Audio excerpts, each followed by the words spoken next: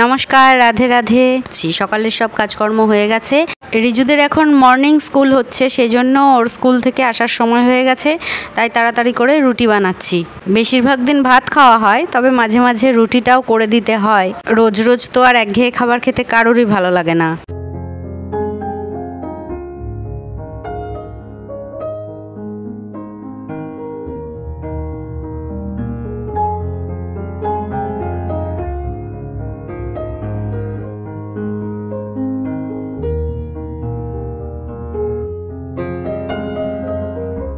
মাঝখানে দুদিন বৃষ্টি হওয়ার জন্য ওয়েদারটা বেশ ঠান্ডা ঠান্ডা ছিল, কিন্তু আবার গরম পড়ে গেছে। আর সেই জন্য সব স্কুলই মর্নিংয়ে হচ্ছে। 6:50-এর মধ্যে স্কুলে ঢুকে যেতে হয়, আবার 10:15-য় ছুটি হয়ে যায়। ওদের স্কুলেও মিড ডে মিল দেয়, কিন্তু ও মিড ডে মিল খেতে পছন্দ করে না বলে বাড়িতে এসেই জলখাবারটা খায়। বেশিরভাগ দিন ভাতটাই করি, কিন্তু মাঝে মাঝে একটু রুটি বা গোলা রুটি, একটু অন্যরকম জলখাবার হলে বেশ ভালোই লাগে। আমি এদিকে খাটাখাটনি করে রুটি করছি, ও আবার আসার সময় লুচি কিনে নিয়ে চলে এসছে। আজকে দুপুরে রান্না করেছিলাম মুগের ডাল, করেছিলাম ডাটা দিয়ে, আর করেছিলাম আলু আর পটলের দম। খাওয়া দাওয়া করার পর আমার চোখটা একটু লেগে গিয়েছিল, কিছুক্ষণ রেস্ট না নিলে একদম পারি না। ওই হইচইয়ের শব্দ শুনে ঘুমটা ভাঙলো। তারপর উঠে দেখি রিজু তাদের বন্ধু বান্ধব সাঙ্গ পাঙ্গ সবাইকে নিয়ে একসাথে বসে একটা গেম খেলছে। এটা কি গেম আমিও জানি না, ওরা বলে ব্যবসায়ী গেম।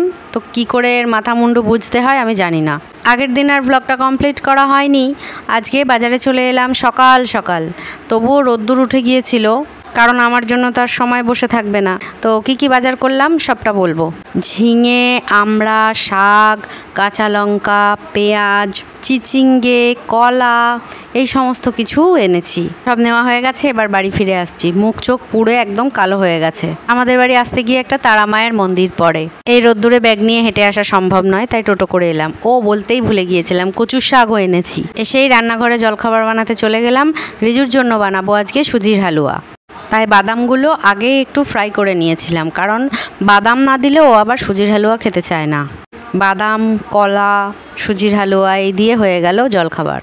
রিজু এখানে একটা বিশেষ কাজ করছে। ডিপ ফ্রিজ বরফে ভর্তি হয়ে গেছে, সেগুলো ভেঙে ভেঙে বের করছে।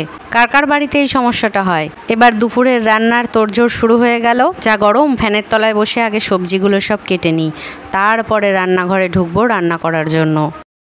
আজকে সন্ধ্যের টিফিনে অনেক দিন পর ম্যাগি বানিয়ে দিয়েছিলাম একটু নতুনভাবে। যারা একই রকমভাবে ম্যাগি খেতে খেতে বোর হয়ে গেছেন, তারা এই রেসিপিটা ট্রাই করে দেখতে পারেন। টমেটো, পেঁয়াজ, ক্যাপসিকাম, লঙ্কা সব একসাথে ভালো করে ফ্রাই করে তারপরে ম্যাগিটা সেদ্ধ করে দিয়ে নামিয়ে নিতে হবে। এই মহাশয়কে দেখতে গিয়ে একটু দেরি হয়ে গিয়েছিল। এটা চন্দ্রবোড়া, এবং আমাদের এরিয়ায় এই সাপের উপদ্রব খুব বেড়েছে। সকলকে বলবো সাবধানে থাকার জন্য। সকলে খুব ভালো থাকুন, সুস্থ থাকুন। রাধে রাধে।